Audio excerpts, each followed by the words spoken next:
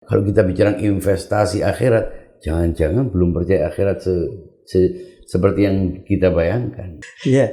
Nah, sekarang ini apa kaitan antara sedekah dengan puasa? Ya, kalau puasa ini kan sebetulnya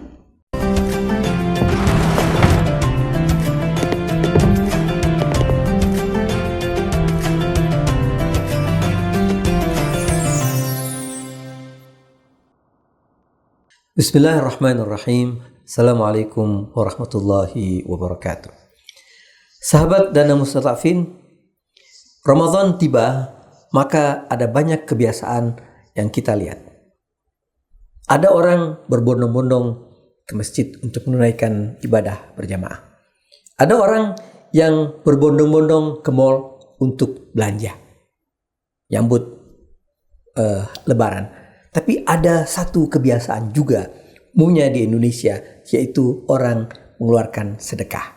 Nah, kali ini kita akan sama-sama membicarakan tentang sedekah. Yang telah hadir bersama saya, Ustadz Muhsin Labib. Assalamualaikum, Ustadz. Waalaikumsalam warahmatullahi wabarakatuh. Ya, kabar, Ustadz? Baik, salam. Ya, Ustadz, ini kata sedekah. Sedekah ini ketika kita melihat umumnya di Indonesia, orang ketika ingin bersedekah, dia akan mencari uang yang terkecil yang ada di kantongnya. Kenapa itu, kenapa dia harus mencari untuk uang yang terkecil? Padahal sedekah itu dalam agama memiliki makna dan manfaat yang luar biasa. Bismillahirrahmanirrahim. Ya, sedekah itu adalah mengeluarkan sesuatu yang bukan karena kepentingan pribadi. Jadi bukan biaya pengeluaran. Sedekah bukan biaya pengeluaran. Kalau biaya pengeluaran, ya tergantung berapa kebutuhannya, dia akan keluarkan uang itu sebesar itu. Bahkan yang tidak masuk keperluan ada. Jadi biaya hidup lah. Mau keperluan, mau kesenangan.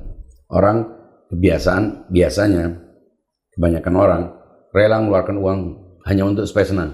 Tapi itu dia merasa itu dirinya, keputusan dari dirinya. Nah, kalau sedekah itu kan keputusan pihak lain.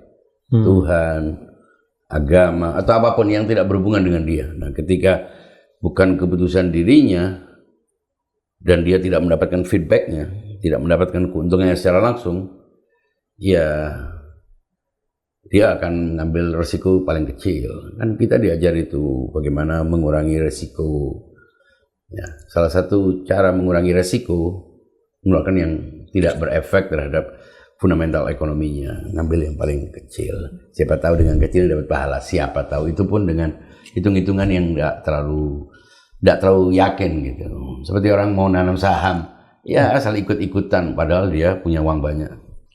Kalau hilang pun tidak apa-apa gitu. Andaikan tidak ada agama ini tidak perlu, ternyata nanti akhirat itu tidak ada, cuma 2.000. Iya, nggak ada. Artinya tidak terlalu berarti gitu. Makanya orang berebut untuk mengeluarkan yang paling kecil. Kenapa? Ya karena tidak terlalu yakin dengan feedbacknya. Jujurnya begitu sebetulnya. Kalau mungkin dirubah, mungkin nggak usah. Artinya mungkin karena sudah terpatri dalam pikiran alam bawah sadar masyarakat bahwa sedekah itu yang seperti yang antum sampaikan tadi, bahwa dia yang terkecil karena dia ya mungkin bisa jadi ini ada manfaat atau tidak. Tapi ketika kita rubah mungkin ini adalah investasi akhirat contohnya. Kata investasi itu berkonotasi yang besar. Itu kalau yakin akhirat kan. Kalau akhirat itu masuk bayang-bayang, banyak orang menganggap sesuatu yang ada itu yang terlihat. Ada itu sesuatu realitas itu adalah sesuatu yang terindrakan, yang present, yang hadir, yang aktual. Kalau yang akan datang itu tidak disebut sebagai sebuah realitas. Banyak orang menganggap itu. Jadi untuk apa? Kalaupun ada kan belum tentu. Dia menganggap begitu. Ada cara pandang yang salah, yang umum orang ketahui. Nah, akhirat itu kan belum ada. Yang ada sekarang ya kenyataan ini.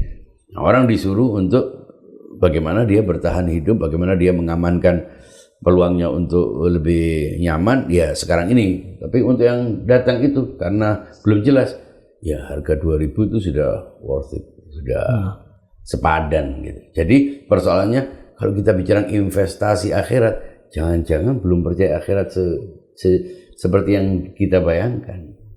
Nah, kan itu perlu penjelasan panjang tentang akhirat. Akhirat kalau cuma informasi, ya tidak akan mendorong orang untuk menganggapnya sebagai sebuah investasi. Investasi itu kan ada indikator-indikatornya, ada gambaran-gambaran prospeknya, itu kan sudah jelas. Ini investasi akhirat itu pun setengah-setengah kalau dia kebetulan hadir di majelis atau kebetulan duduk-duduk ada suara pengajian, artinya kurang begitu serius agama ini sebetulnya dalam masyarakat itu. Yang kalau serius itu misalnya ini ikut pelatihan bagaimana meningkatkan skill, bagaimana self improvement, wah itu orang mau melakukan duit. Tapi kalau pengajian apalagi ngulang-ulang akhirat itu dengan tidak penjelasan yang logis, itu seolah-olah cerita-cerita tentang sesuatu yang belum jelas. Dan karena belum jelas, itu tidak sesuai dengan standar investasi.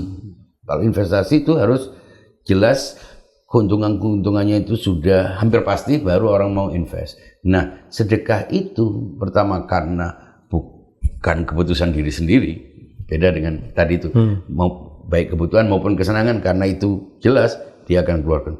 Ini pertama bukan keputusan saya. Terus kedua untuk sesuatu yang masih kurang jelas, sehingga orang tadi itu pun sudah bagus. Dia sudah merasa sudah berbuat mengeluarkan uang 2.000. Kecuali bila sedekah itu diberi embel-embel bahwa ini akan memberikan manfaat sekarang juga. Berarti bukan yang, tapi kalau diceritai akhirat kurang percaya. Tapi ini sedekah ini besok kamu langsung, orang ngantri sedekah dan nanti ada kelipatan-kelipatan. Makanya ada hadis, tidak berkurang sedekah yang kamu keluarkan, bahkan akan bertambah. Rupanya salah dia sedekah, dia langsung cek saldo, ya berkurang. Maksudnya bertambah itu aspek eskatologisnya, akhiratnya. Sementara dia tidak mendapatkan penjelasan tentang akhirat ini, akhirnya mundur dia. Nah, bicara tentang bertambah ini ada yang mengambilnya dengan penjelasan yang tadi itu present. Enggak, Anda dengan mengeluarkan ini nanti akan dapat ini, akan ini, dan Anda bisa mendapatkan rezeki. Ini dengan tips-tips apapun, akhirnya orang mau mengeluarkan. Bukan untuk akhirat, tapi untuk sesuatu yang bisa dirasakan sekarang.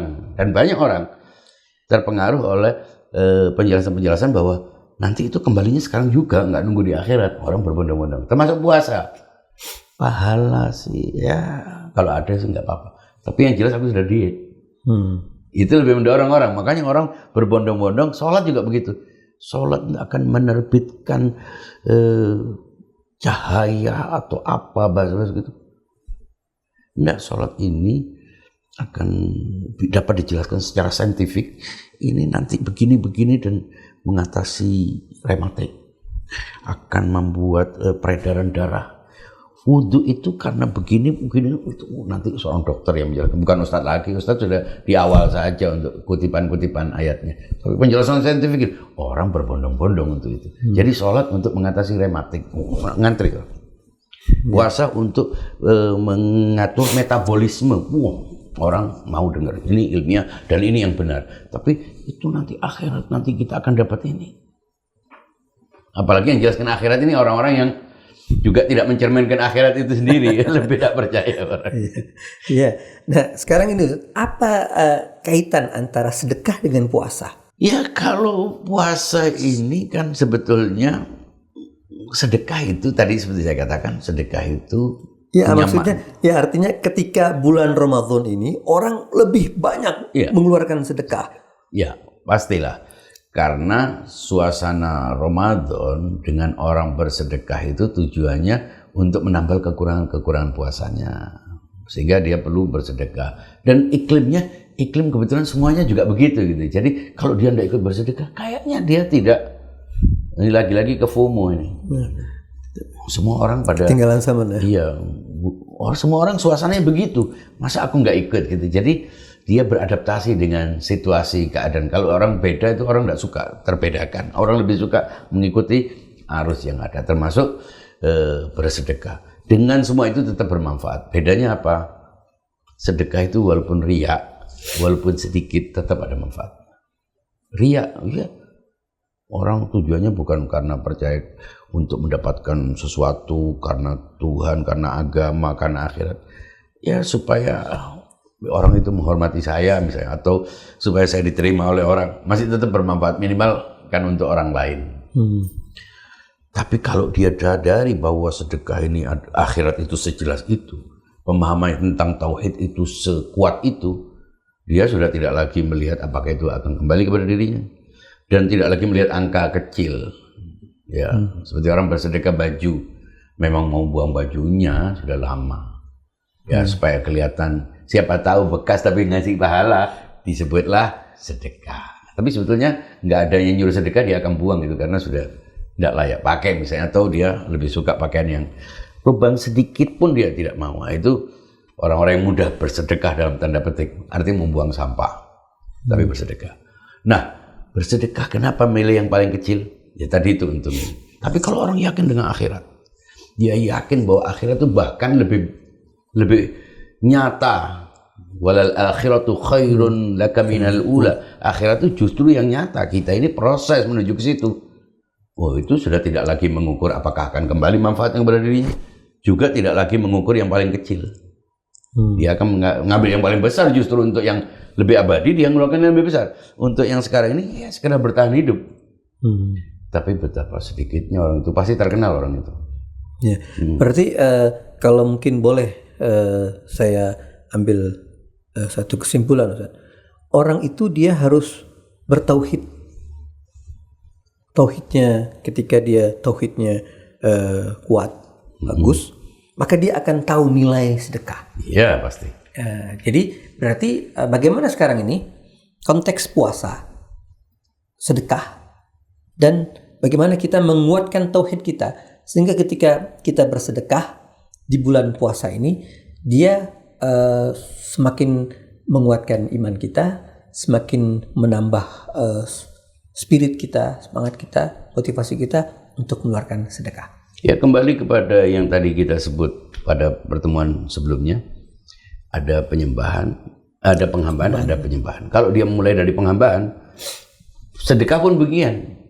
Sedekah yang diawali dari penghambaan akan melahirkan sedekah dalam makna penyembahan sebagai kelanjutan dari penghambaan, sehingga dia tidak lagi melihat itu paling sedikit, juga tidak mengukur apakah akan ada feedbacknya kepada dirinya. Kalau ada feedbacknya itu bonus, tapi bukan tujuan. Nah, orang yang berpuasa dengan proses tadi itu, penghambaan, penyembahan, sedekahnya juga bukan berbuat yang paling sedikit, justru dia yang paling banyak. Juga bukan urusan banyak kecil, sebetulnya ini relatif ya. Sedikit, kita tidak perlu juga mengecilkan sedekah orang yang kecil. Tapi artinya kalau dia punya kemampuan bersedekah banyak, kalau orang mengeluarkan sedekahnya kecil, itu boleh jadi terindikasi bahwa dia tidak bersedekah dalam pengertian penghambaan tadi, yang perlu iman, pengetahuan tentang akhirat sejelas itu. Tapi kalau akhiratnya belum jelas, dia walaupun punya banyak uang, walaupun dia bisa mengeluarkan uang untuk kesenangan-kesenangan yang tidak perlu dalam jumlah besar, tapi ketika bersedekah karena tidak berhubungan dengan, bukan keputusan dirinya, dan tidak memberikan manfaat kepada dirinya, dia akan keluarkan yang paling kecil. Nah, di bulan Ramadan ini, jangan sampai sedekah kita juga sedekah yang tidak menggambarkan iman kita kepada investasi akhirat itu. Kalau bisa benar-benar menyadari akhirat itu sedemikian nyatanya, sehingga jangan berebut yang paling kecil, karena sudah melihat di tabel, ini ngeluarkannya 2.000. Ya saya kalau nggak 1.000 ya 2.000. Dia nggak akan berpikir tentang 3.000, 4.000. Kenapa? Ya kan supaya kelihatan sama saja. Tapi kalau tadi itu bagaimana? Tergantung puasanya. Kalau puasanya puasa yang tadi itu dengan penghambaan, sedekahnya pun dengan penghambaan. Sehingga tidak urusan. Mungkin yang paling kecil bagi 2.000 itu bagi dia besar. Tergantung orang yang tidak pernah bersedekah, tiba-tiba mengeluarkan 2.000 itu besar. Dia tidak punya cukup uang, tapi dia mengeluarkan. Itu sudah cukup besar. Makanya sedekahnya orang yang punya kesadaran iman, tauhid, akhirat itu beda kualitasnya. Meskipun jumlahnya belum tentu sama. Boleh jadi kecil secara kuantitatif, tapi itu besar secara kualitatif. Nah, di bulan Ramadan orang melakukan ibadah itu tetap saja sedekah itu baik. Tapi apakah itu sedekah dalam pengertian tadi itu percaya kepada akhirat? Ya, tanpa berprasangka buruk, itu harus koheren dengan kualitas puasanya. Kalau kualitas puasanya bagus, sedekahnya pun kualitas yang bagus. Kalau puasanya sekedar untuk ya sudah biasa, nggak enak kalau tidak ada puasa. Malah begitu puasa yang dibicarakan mudiknya. Duh, ini startnya belum, finishnya yang sudah dibicarakan. Nah, ini kayaknya biasanya. Terus tadi itu sedekah. Ada zakat, kan ada zakat mal. Ini zakat mall. Ribut di mall, ributnya itu malah kadang enggak puasa dia. Sibuk dengan itu. Itu kayaknya termasuk puasa yang FOMO itu. Termasuk sedekah FOMO. Orang semua pada membagikan takjilan. Semuanya tetangga sebelah enggak enak kan. Tetangga sebelah enggak ngasih. Kita juga harus ngasih dong supaya kelihatan kita ini gaul. Jadi sedekah gaul juga gitu. Nah, itu sedekah FOMO juga gitu. Tapi kalau orang benar-benar bersedekah, dia tidak ikut tren, ada orang bersedekah atau tidak bersedekah sebelahnya, ada orang mengapresiasi dia atau tidak, dan sedekah tanpa deklarasi, tanpa ada spanduknya, tanpa sedekah yang diam-diam. Transfernya tidak memberitahu bahkan.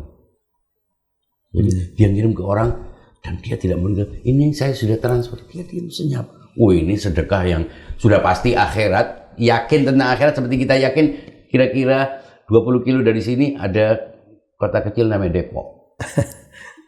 Nah, itu orang. Nah, sekarang apakah ketika kita bersedekah itu agama mengajarkan kita atau menganjurkan kepada kita sedekah kepada pribadi atau kepada sebuah lembaga? Karena ketika kita bersedekah kepada sebuah lembaga, bisa jadi sedekah itu lebih manfaat lebih banyak, sementara pribadi dia sekedar sekali, dua kali. Iya. Sedekah kepada pribadi itu tingkat keikhlasannya bisa rawan keikhlasan. Mengapa begitu? Ya kan harus berhadapan-hadapan.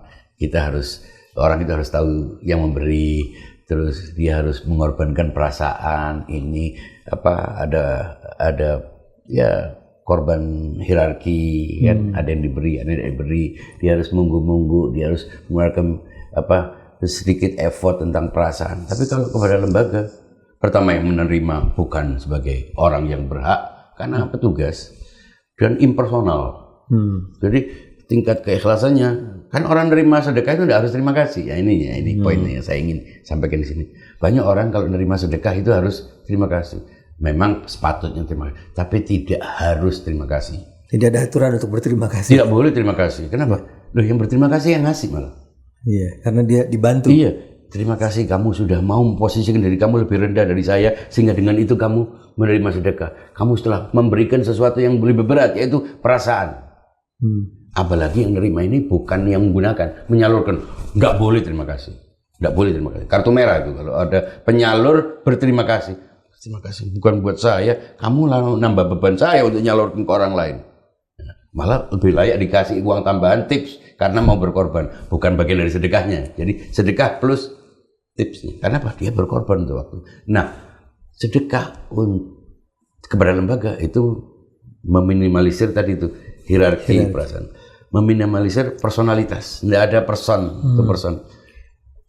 Tidak menjamin, lebih terjamin sampainya kepada pihak yang memang layak untuk terima. Tapi kalau personal, ya kita kelihatan miring-miring, dia memang ternyata memang gayanya suka miring-miring. Kan akhirnya di prank gitu. Dan itu kan subjektif. Tapi kalau lembaga ada persyaratannya, transparansinya, akuntabilitasnya itu kan sudah pasti orang yang berakal sehat akan lebih mengutamakan lembaga.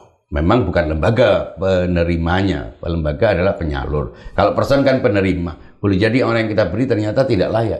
Boleh jadi ada prioritas yang lebih penting. Jadi memang kalau mau bersedekah, jangan hanya sekedar supaya jangan-jangan kita bersedekah itu jangan kau batalkan. Al-Quran bilang jangan kau batalkan sedekahmu dengan diungkit-ungkit atau dengan tekanan.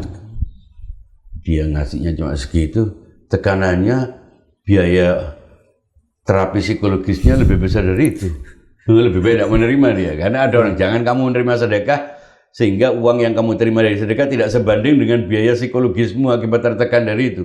Nah, tadi itu untuk meminimalisir tekanan, supaya tidak diungkit-ungkit, supaya tidak ada pengorbanan mental, berikan kepada sebuah lembaga, bukan sebagai penerima, tapi sebagai penyalur. Itu jelas lebih efektif dan potensi riaknya kecil. Jadi membantu meminimalisir riak yang justru di era media sosial ini, riak itu malah engagementnya tinggi. Makin riak, makin dipuji orang. Jadi pamer itu dulu buruk, sekarang banyak pengikutnya. Kenapa kamu ikuti? Sebab dia menggambarkan kekayaannya, ketampanannya ini. Jadi diikuti justru karena riak. Nah, ini meminimalisir riak yang sudah mulai menjadi perilaku umum. Jadi perlu lembaga seperti Dana Mustadafin ini tetap harus ada untuk melawan sedekah-sedekah personal yang menjadi soal prestasi diri. Padahal sedekah itu kewajiban, tidak ada prestasinya. Artinya bukan spesial sedekah itu. Yang spesial itu kalau dia berkorban, dia tidak punya, dia memberi, itu yang spesial. Kalau cuma menyerahkan sedekah itu ya biasa lah, cuma tidak buruk. Kalau nilai ujian itu B ya. Kalau nggak punya memberi A. Kalau yang ngasih bekas-bekas tadi itu ya B minus atau C. Kalau yang nggak ngasih tapi ngerepoti minta uang itu E di bawahnya. Yang minta gayanya seolah-olah dia orang yang paling berhak, menekan terus telepon seolah-olah dia memang adalah orang yang berhak untuk menerima, seolah-olah memang dia berhak. Itu C dan E dan di bawahnya lagi mungkin drop out terakhir. Gitu kira-kira. Iya. Ini luar biasa sekali Ustaz. Memang kalau bicara sama antum ini, pertama kita lebih nggak terasa puasa, energik betul ya. Iya. Terima kasih Ustaz. Mudah-mudahan ketika antum menyampaikan ini dengan energi yang luar biasa, energi ini bisa tersalurkan kepada sahabat-sahabat dan Ustaz. Mudah-mudahan saya juga bisa bersedekah dengan tidak menyisakan 2.000 itu saja. Malu kita ngomong tapi kita tidak mempraktekannya. Saya itu kemarin sebelum Anda tutup, Ustaz Muammar tutup, saya itu menggerakkan teman-teman saya yang terikat dengan saya untuk belajar menjadi dermawan. Selama ini dermawan itu yang punya kekayaan tinggi. Ternyata yang miskin itu justru bisa menjadi dermawan. Jadi dermawan tidak harus kaya. Dengan 2.000 kita bisa dermawan. Dengan 2.000 kita bisa berbuat baik. Karena tidak semua kebaikan itu perlu biaya. Kecil 2.000 kan tidak ada artinya. Nah, saya mengajak teman-teman di Facebook itu untuk mengeluarkan uang 2.000 dan per hari. 2.000 per hari, dan kamu jangan merasa harus tahu bagaimana ini penyalurannya. 2.000 mintanya macam-macam kamu. Jadi berkorbanlah dengan 2.000. Kalau 1 juta mungkin pantas. Ini mau disalurkan kemana? Ini untuk apa? Ini itu masih agak boleh walaupun kita sebetulnya gregetan. Tetap saja sebetulnya kalau kamu beribadah percaya kepada orang, selesai. Ya, seperti kita percaya kepada dokter, jangan tanya, dok, ini suntikannya apa? Ini disuntik mati nanti sama dokternya. Nah, begitu juga uang 2.000, kasihkanlah. Dengan 2.000 kamu bisa menjadi untuk siapa? Ya kamu percaya kepada siapa? Sudah selesai. Serahkan kepada orang yang kamu percaya. Selama yang dipercaya bukan karena cocok-cocokan, punya akuntabilitas, punya kredibilitas, punya integritas, jelas orangnya, ini jejaknya, sudah cukup. Nah, bersedekah jangan sampai kita hanya batasi angkanya tertentu, siapa saja. Kan tidak bisa kemudian ke lembaga ini mengasih 2.000, biaya kesininya kan sulit. Nah, dikumpulkan suatu saat kita bersama-sama bisa kita salurkan kepada lembaga. Jadi membantu meringankan supaya dana itu sampai kepada lembaga. Ya, Dana Mustadafin ini. Ya, terima kasih Ustaz Muhsin Labib. Ya. Sahabat Dana Mustadafin, sedekah memiliki makna yang luar biasa. Kadang kita melihat itu hal yang remeh-temeh, kecil. Tapi sebagai mana yang disampaikan oleh Ustaz Labib tadi, bahwa dia memiliki dimensi yang luar biasa. Kalau setiap dari kita memulai memberikan, mengeluarkan 2.000, maka 6 bulan, selama 1 bulan akan terkumpul 60.000. Ya, artinya tinggal kita mengambil handphone dan kita menghitung bagaimana kalau kita lakukan itu selama 1 tahun, dan bagaimana ketika 100 orang, 1.000 orang melakukan ini. Begitu banyak manfaat yang bisa kita dapatkan dan orang lain pun dapatkan. Nah, mudah-mudahan dengan bulan Ramadan ini semangat kita, keinginan kita, dan juga tentunya keimanan kita untuk mengeluarkan sedekah itu semakin luas, semakin besar. Dan alhamdulillah Dana Mustadafin selama ini menerima banyak sedekah. Terima kasih. Assalamualaikum warahmatullahi wabarakatuh.